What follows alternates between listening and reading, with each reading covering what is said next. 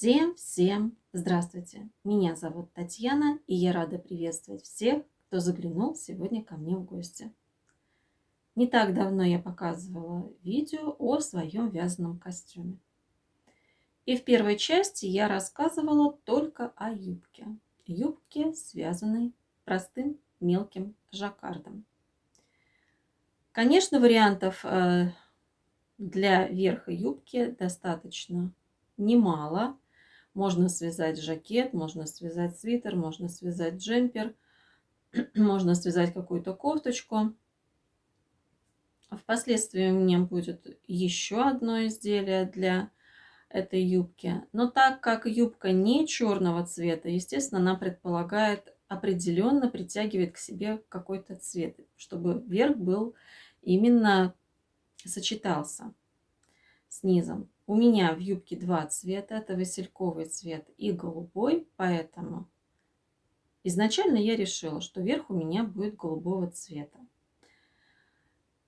Я хотела что-то простое. И мне нужен был джемпер. Конечно, этот джемпер я вязала не только для того, чтобы носить именно с этой юбкой. Я его вязала и просто, чтобы он был в гардеробе. И вот сегодня я также покажу вам фотографии. Я просто с брюками померила. Я уже и ходила так на работу с брюками, надевала этот джемпер. Он простой. Но любое простое изделие можно как-то украсить. В моем случае первое — это вот центральная, выделенная центральная линия, которая может слегка имитирует и как будто бы здесь молния. Это горловина с таким вот, это не V-образная горловина, а горловинка с таким вырезом. И по нижней части тоже вот такой вот разрезик. И когда на фотографии, то есть как бы это можно было видеть, некоторые подумали, что это типа такой жакетик. Ну, такая задумка у меня была, что-то такое интересное сделать. И резинку. Мне не хотелось здесь простую резинку 1 на 1 или 2 на 2. И у меня здесь резинка 4 на 2, где 2 изнаночные петли, они такие рифленые получаются. Дальше видео на столе уже вы это увидите. Джемпер простой, здесь слегка спущенный рукав. Я так хотела изначально. Сейчас немножко покручусь. Так, вот таким вот образом. И по спинке тоже есть эта центральная выделенная линия, только здесь все прямо, здесь никаких разрезов нет по спинке. Вот таким образом обработана горловинка. Это айкорд. И от прямой проймы рукав по руке. Ну а теперь давайте посмотрим на столе поближе на это изделие. И я вам подробно расскажу о том, как я его вязала. Сам джемпер связан на 44 российский размер. Вес джемпера 260 граммов. Вязала из пряжи слонимская. В составе 30% шерсть, 70% пан. В 50 граммах 400 метров. У меня мотки в 2 нити. Я вязала в 6 сложений. На спицах номер 3. Цвет этот голубая лагуна называется. По параметрам.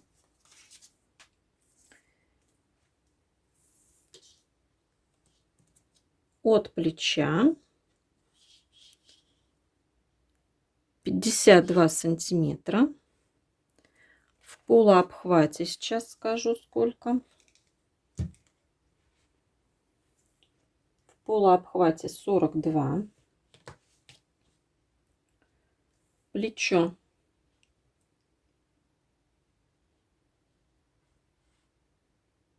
почти 12 сантиметров. Здесь у меня немного вывязана пройма. Потом я это скажу об этом чуть позже. Здесь у меня получается 20 сантиметров. Так, длина рукава. —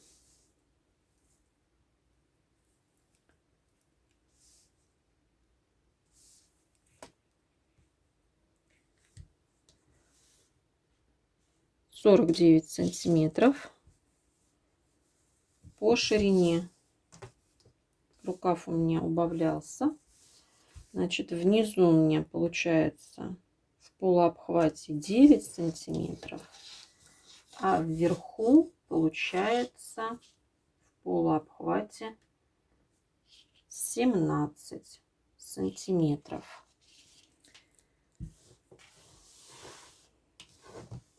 Так, наверное, все я вам сказала, что нужно.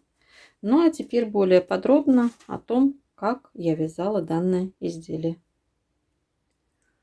Джемпер я вязала отдельными деталями. Значит, на спинку я набрала 98 петель с расчетом того, что вот у меня резинка, раппорт резинки равен 6 петлям. 4 лицевые, 2 изнаночные. Это в лицевом ряду. В изнаночном ряду все петли провязываются изнаночными. И получается вот такой вот эффект. Ну, как здесь платочная вязка, что ли. Такой рифленая такая резинка. Провязала резинку. У меня высота резинки получается 6 сантиметров. И далее мне нужно было перейти на, значит, основное полотно. Я решила сделать центральную выделенную линию. И изначально даже на фото, особенно по передней части, некоторые думают, что здесь вшита молния. Это такой вот эффект дает эта центральная линия. Значит, здесь у нас получаются все петли лицевые, а по центру вяжутся 2 изнаночные, 2 лицевые, 2 изнаночные. Количество петель вычли 6, и оставшееся количество разделили пополам. Значит, здесь будет лицевая гладь, и здесь лицевая гладь. И вяжем дальше так вверх. Я делала небольшое углубление. Я так вязала достаточно часто, много вязала. Здесь идет рукав приспущенный, не совсем спущенный, приспущенный.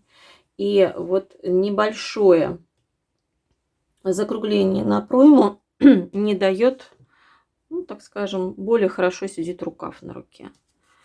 Значит, высоту до убавления на пройму я провязала, сейчас скажу, сколько петель. 36 петель.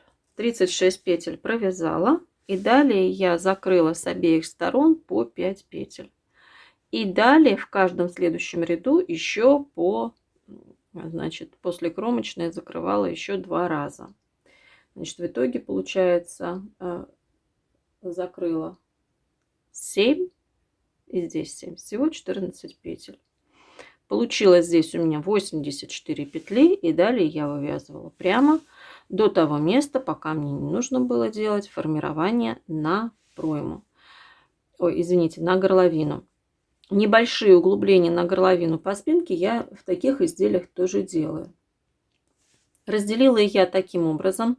30 петель я провязала. Далее 24 петли закрыла. И здесь у меня 30 петель. А далее еще 3 раза в каждом лицевом ряду после кромочной выполнила закрытие. Все. Здесь у меня на плече по 27 петель осталось. Спинка готова. Закрывала я в этот раз плечевой шов методом 3 спиц.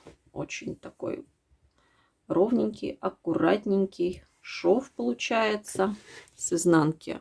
Вообще вот таким вот образом выглядит. Можно даже эти петли закрыть. Я так и сделала. По спинке закрыла. А потом, когда лицевую гладь вперед вязала, я здесь, у меня петли были открытые по передней части. А здесь я этот ряд распустила, подцепила петельки назад и провязала. Передняя часть, здесь я решила немножечко что-нибудь такое сделать интересное. И мне захотелось сделать Да, разрезы мы часто делаем по бокам. А мне захотелось сделать разрез по центру изделия. И, значит, сделала я следующее. Я набрала, я высчитывала, значит, как мне это сделать, чтобы у меня было, так скажем, да, все здесь аккуратненько. Значит, мне нужно было, вот по этой части я делала двойную кромочную петлю. Вот здесь можно это увидеть. Так вот здесь аккуратненько выглядит. Поэтому это получается плюс 2 петли. Если разделить 98 на 2, плюс добавляется 2 петли с этой стороны, 1 кромочная здесь. Я высчитала еще по резинке и набрала 51 петлю. Провязала 6 сантиметров.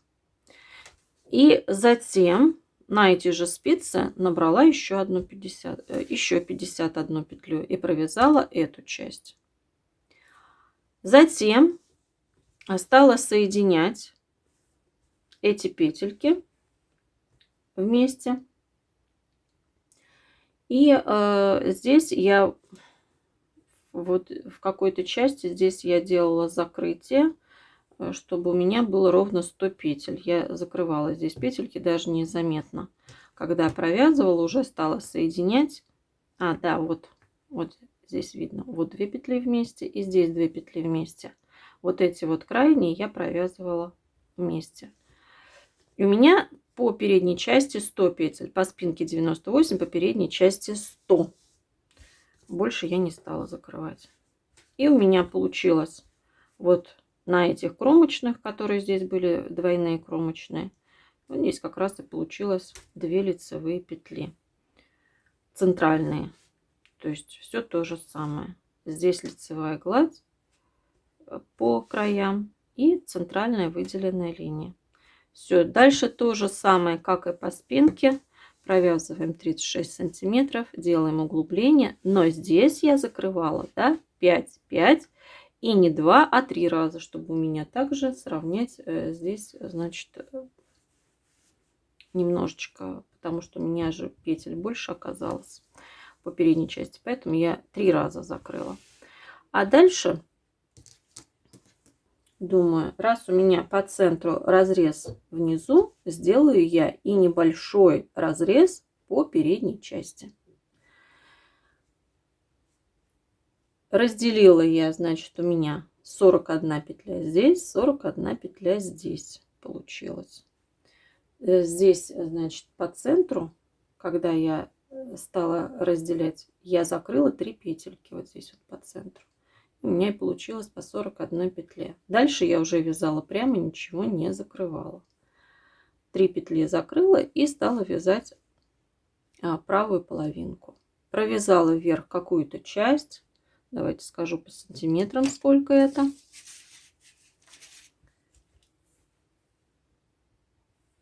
Это получается 5 сантиметров я провязала. А дальше я закрыла вот здесь 14 петель. И провязывала вверх, вот у меня здесь 27 петель, чтобы осталось. Также сделала и по этой части. 14 петель закрыла и вверх 27 петель. Вот такой вот получился вырез. Так, еще я забыла сказать, меня спрашивают плотность. Какая плотность? Давайте посмотрим, кому это интересно, кому эта информация нужна. У меня получается. Я почему-то достаточно часто меряю, мне кажется, у меня все время один и тот же результат. Получается в 1 сантиметре, ну не 2,5, но как будто бы 2 с небольшим. Сейчас скажу, сколько в 10 сантиметрах. В 10 сантиметрах у меня получилось 21 петля. Так, значит, когда у меня были готовы 2 половинки, спинка и вперед, я соединила плечевые швы методом 3 спиц. И далее мне нужно было выполнить рукав. Набирала я на рукав по пройме. У меня здесь уже не нужно было ничего высчитывать, потому что пройма у меня была вывязана. Набрала я 63 петли. Провязала 9 сантиметров без убавлений, а затем через каждые 5 рядов стала делать убавки. Убавляла я до 41 петли. Вот здесь у меня 41 петля. И дальше уже вязала прямо и переходила на резинку, постоянно примеряя свой рукав, то есть какой длины он нужен. Аналогично связала второй, и здесь у меня был вопрос, как мне обработать вот эту горловинку. Здесь два варианта: либо рачьим шагом обработать, либо айкордом. Я выбрала второй вариант и обработала айкордом на 3 петли. Очень мне нравится эта обработка. Всегда горловинка выглядит очень аккуратно, имеет такой законченный вид. Здесь с изнаночной стороны все, так скажем, петельки тоже хорошо выглядят, все подбирается. Мне понравилось, и поэтому я набрала. Я все время набираю от плечевого шва, я уже это показывала и рассказывала. Туника нежность у меня есть, я там показываю, как я обрабатываю горловину айкордом. Вот, обработала, и уже получился вот такой завершенный логический вид у изделия. А в целостности, когда надеваешь, и вот когда я постирала, тоже положила сушить на горизонтальную поверхность. У меня мама приехала и говорит: я думала, ты молнию тут вшила. Вот такой вот эффект эта центральная полоса и придает. А тем более тут разрезик вверху и тут разрез внизу. И получается действительно такой эффект, как будто бы, так скажем, жакетика. Изделие очень просто выполняется, но такая вот, знаете, базовая вещь, которую можно надеть и с брюками, и с юбкой, и прекрасно будет смотреться. Вдохновляйтесь, вяжите. Это все очень просто и быстро, и, так скажем, без заморочек. И как всегда в конце видео я хочу вам сказать: вдохновляйтесь, творите, создавайте.